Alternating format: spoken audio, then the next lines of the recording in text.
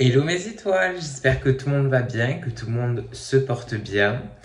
Je reviens aujourd'hui avec une nouvelle vidéo, un nouveau thème. Il y a quelques temps, je vous avais demandé de m'envoyer par mail si vous avez déjà vécu des expériences paranormales. J'ai eu pas mal de messages, j'ai dû sélectionner un peu au hasard, on va dire, deux, trois histoires. Enfin, vous allez voir. Et nous allons découvrir ces expériences que certains abonnés auraient vécues ensemble. Voilà, donc allez vous chercher quelque chose à boire, quelque chose à manger, et on se dit à de suite.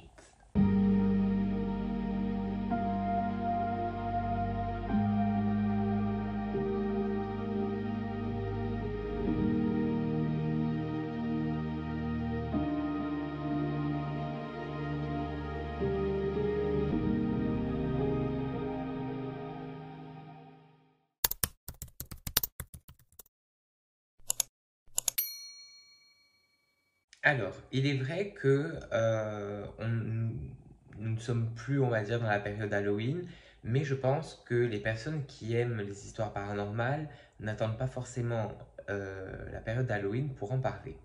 Donc, je vous sors quand même ces histoires-là. Vous me direz en commentaire ce que vous en pensez. Et surtout, si vous en voulez d'autres, eh ben, ça sera avec plaisir. Et puis, je vous invite même à m'envoyer tout de suite par mail euh, vos expériences. Voilà. Donc, nous allons commencer cette vidéo avec la première expérience. Donc, j'ai tout pris en photo sur ma tablette. Alors, la première expérience qu'on va écouter aujourd'hui vient de Françoise. Je ne vais pas dire son nom de famille, mais elle s'appelle Françoise. Alors, c'est parti. Bonjour Lorenzo. J'ai eu une expérience unique et marquante dans ma vie le 29 mars 2021 à 6h15.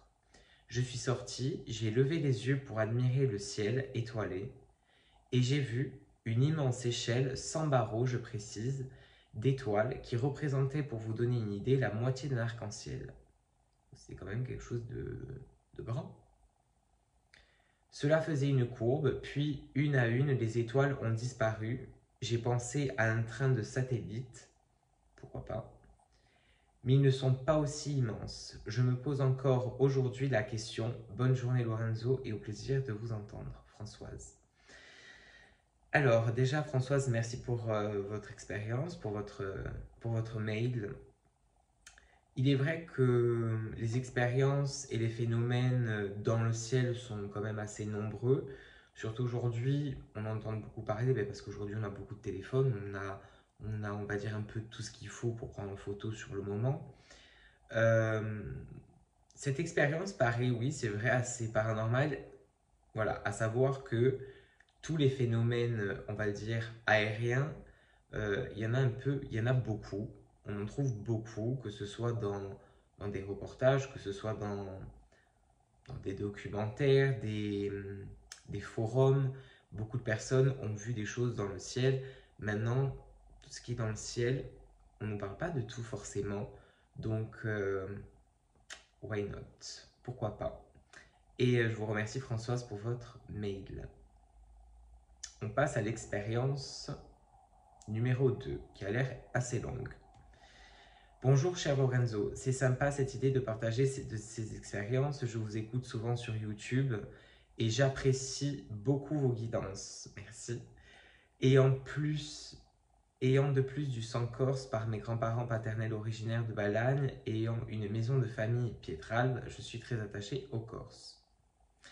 Donc il y a quelques années, je vais chez une dame dans la commune de Sifour, pas loin de Toulon où j'habite, pour aller acheter des pots de miel. Son mari étant apiculteur, je devais en acheter, ou mon mari étant apiculteur, je devais en acheter pour moi et pour mes collègues de travail. Je sonne chez cette dame, j'entre dans la villa, elle me fait venir dans son salon et elle va dans la véranda chercher les cartons de pots de miel. J'attends en regardant dans la pièce et je vois vers la cheminée dans un gros fauteuil en cuir une dame assise, en biais. Je lui dis bonjour madame, elle ne me répond pas. Je ne voyais pas ses pieds, juste son visage et son pull rose à col montant. Elle portait des grosses lunettes en écaille et avait des cheveux courts, blonds, mèches et semblait de corpulence forte.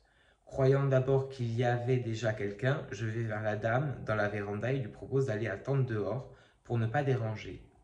Elle me dit « Mais il n'y a personne d'autre que vous et moi. » Je lui décris la personne que j'ai vue dans le fauteuil. Et là, elle me répond « Vous me décrivez ma sœur qui est morte depuis des années et qui venait tous les dimanches chez moi, boire le thé et l'hiver c'était son fauteuil préféré devant la cheminée. » Et elle va me chercher une photo dans un cadre avec la photo de sa sœur, la même personne que j'ai vue.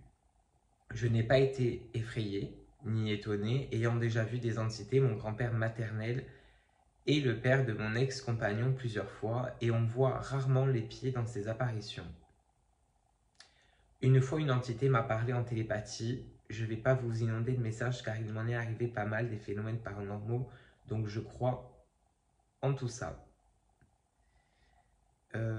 J'ai peut-être été Streg dans une autre vie, donc Streg encore ça veut dire sorcière. Qui sait? Merci pour cette bonne idée que vous avez eue et je vous souhaite une bonne journée. Vu mon âge, je me permets de vous faire une cordiale bise. Bien, merci beaucoup. Alors, j'ai pas le prénom. C'est pas grave. Merci beaucoup pour cette histoire qui, honnêtement, quand je l'ai lu et que je me suis aperçu qu'en fait, la femme, qu'il y avait personne, en fait, là, je vous jure que j'ai commencé à me... Voilà. Donc, franchement, oui, c'est une belle histoire, une drôle histoire. Moi, personnellement, il m'arrive quelque chose comme ça, je pense que je m'en meurs. Voilà, très honnêtement. Et que la femme, en plus, elle me dise non, non, il n'y a personne, il n'y a que vous et moi. Bon, très bien. Pas mal, pas mal. Merci beaucoup pour cette histoire. Merci beaucoup. Allez, donc on va... Oula, il y a beaucoup. Alors, bonjour Lorenzo. Voici mon expérience. Je m'appelle Sabrina et il y a quelques années, ma maman et mon beau-père ont acheté une maison de campagne. Bon, jusque-là, tout va bien. Cette maison date des années 70 et a appartenu à la même famille sur plusieurs générations. Ma maman avait pour projet de faire quelques petits travaux de rafraîchissement, mais dans l'ensemble, les pièces et notamment les chambres n'ont pas été touchées. Dès le départ, il y avait l'une des chambres, la chambre rose, qui me mettait mal à l'aise. Je n'y dormais jamais avec mon mari. Nous prenions l'autre opposée et bien plus lumineuse. Mais un week-end, mes frères et leurs compagnes respectives sont tous venus dormir et on s'est retrouvés, mon mari et moi, dans la fameuse chambre rose. J'ai eu du mal à m'endormir, j'avais froid, puis chaud. Bref, en plein milieu de la nuit, un craquement du parquet me réveille. Ce parquet dans la chambre ne fait d'ordinaire jamais de bruit quand j'y marche dessus. Il faut peser le poids d'un homme adulte pour qu'il craque. Mon premier réflexe est donc de me retourner vers mon mari pour vérifier que ce n'est pas lui qui s'est levé. Or, à ce moment-là, impossible, littéralement impossible de bouger, de tourner. Je ne pouvais plus bouger. J'entends simplement au loin mon mari ronfler légèrement à côté. Ce n'est donc pas lui qui est en train de se déplacer. Il fait nuit, noir, je n'y vois absolument rien. Par contre, les craquements se déplacent vers moi. Et j'entends respirer comme un râle vers ma gauche. Mon mari est à ma droite. J'essaye alors de me débattre et de crier, mais aucun son ne sort. Au moment où la personne me touche, je réussis enfin à hurler, réveillant mon homme en sursaut. En larmes et en sueur, je lui explique ce qu'il vient de se passer. Il me réconforte, allume la lumière et bien évidemment plus rien. Le lendemain, en me levant, j'ai vérifié le parquet. Je croyais être devenue folle. Au petit déjeuner, j'en parle à ma maman, qui contacte de suite une de ses amies qui a un peu des dons. Celle-ci m'indiquera ainsi qu'un médium de ma région qu'il s'agit d'une ancêtre de la famille des précédents propriétaires, Henriette, et qu'elle a tout simplement peur que l'on abîme sa maison avec les éventuels travaux de rafraîchissement. Nous avons allumé des bougies et fait partie de nos Nous avons allumé des bougies et fait partie de nos intentions d'entretien de la maison et depuis, je n'ai plus eu de manifestation et je dors paisiblement dans la chambre rose. Voilà pour une expérience un peu longue à décrire. Bien à toi, Sabrina. Eh bien, je te remercie, Sabrina, déjà pour le temps que tu as passé à écrire ce message. Il est vrai que quand j'ai commencé l'histoire, à lire l'histoire au début, j'étais réellement dans le côté de, pour moi, elle avait fait une paralysie du sommeil. Pourquoi? Parce que en ayant déjà vécu une fois, une paralysie du sommeil se passe un peu comme ça. C'est le fait de ne plus pouvoir bouger, c'est le fait de ne plus pouvoir crier ni parler, parce qu'en fait tu parles, tu cries, mais aucun son ne sort. Et c'est pour ça que ton histoire me fait beaucoup penser à une paralysie du sommeil. Alors après, un médium t'a quand même confirmé que c'était une ancêtre de la famille et des précédents propriétaires.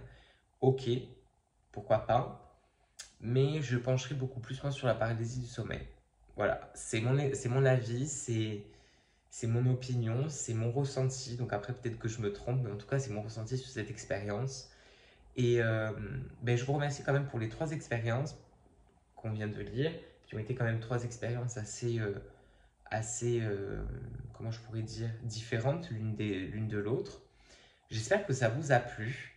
Euh, Moi, c'est quelque chose qui me plaît beaucoup de pouvoir analyser certaines expériences. Donc, si vraiment ça vous plaît ce genre de vidéo, allez-y, je vous invite, envoyez-moi d'autres expériences paranormales ou d'histoires un peu folles par rapport, qui peut tourner autour du paranormal. Et pourquoi pas en refaire une autre de vidéo sur ce thème-là. En tout cas, je vous remercie pour le temps que vous avez eu pour moi de m'écrire vos mails, vos expériences. Dites-moi en commentaire si cela vous a plu et si vous aussi vous avez déjà vécu une expérience similaire à celle-ci. Voilà. Merci beaucoup mes étoiles pour tout ce que vous m'apportez chaque jour. Merci de faire vivre cette chaîne et merci d'être là. Prenez soin de vous. À très bientôt. Amour et lumière.